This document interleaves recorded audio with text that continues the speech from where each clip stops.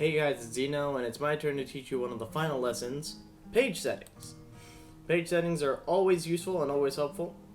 The first thing that you'll notice is creating a new page is super easy. It just makes a new one. Then I usually just click it, go to the map layer, and drag a map on, which I've already done here.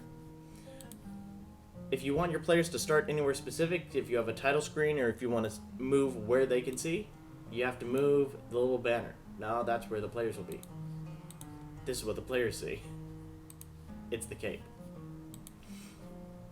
Other page settings include how big you want your thing. If your picture is too big, just make the width and height of it bigger. If you get around 100, it takes a really long time to load, so try to keep it down a little bit. Page scale grid cell equals 5. So that's why I brought you to this map. On here, each of these little grids, you can still see them. It's still 5 feet. I'm going to snap to center. This is still a standard 5 to 10 feet. But we can see in our key here, that's not actually the case. So if I go from 0 to 4,000, it's about 20 feet. So if I change it so that each square is actually like 1,000 feet, did I math right? We are pretty much to scale. I wouldn't say exactly, but pretty much is pretty good.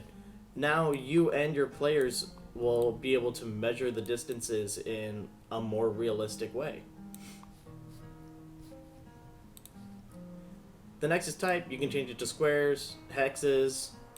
The measurement right now is set to DND5E. There's also the diagonals are different in other ones. So you got, oops. Well, if it was still set to 5, 10, 15, 20, but let's see what we can do. Yeah, so each diagonal is just 1,000 right now.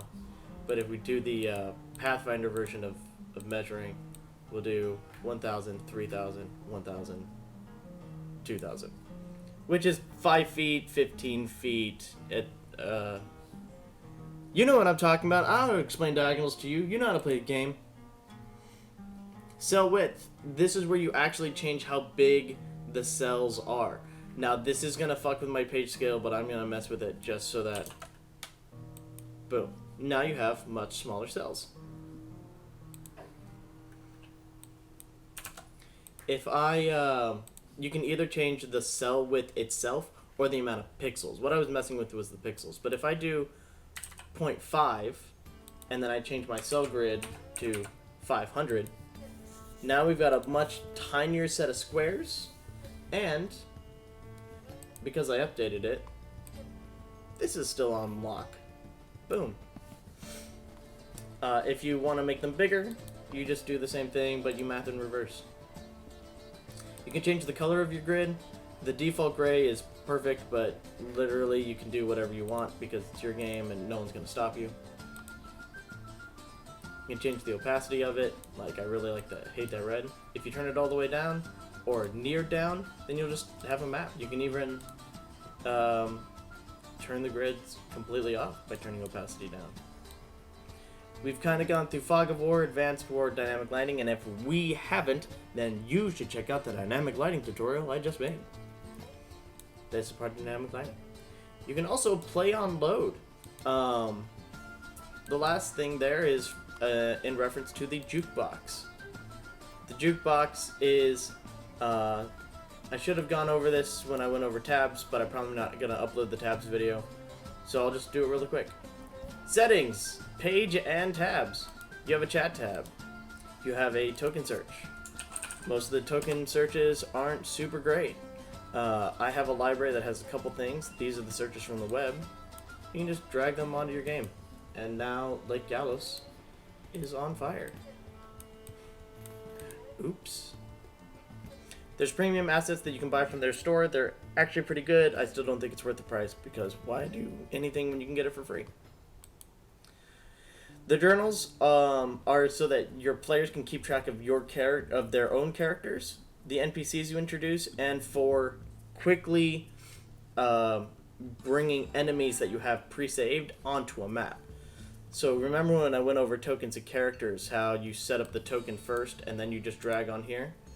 If you do that for a NPC, you can just have, say, Battle Droid and all of its stats already set, and if you need to drop a couple more on, just drag them straight from the library.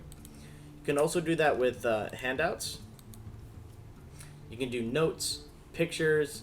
I use this for when I want to give them loot or if I want to give them a mysterious note, etc. The jukebox I personally don't use because I record everything, but if you want to get a playlist on here,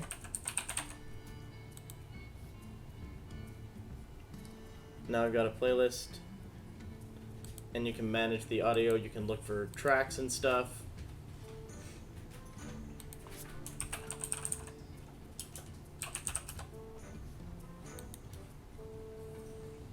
Oh, it's not going to be anything in my audio.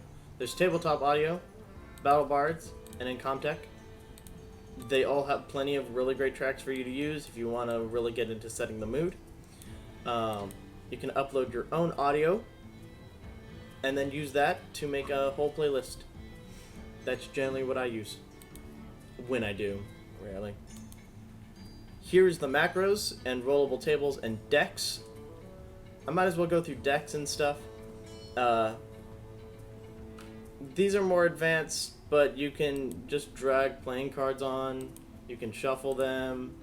You can deal cards to people. This is really hard to do when I'm just dealing with one person. But if you want to get into a more the playing cards don't even have to be normal cards. You can change the faces of every single one and add and remove them.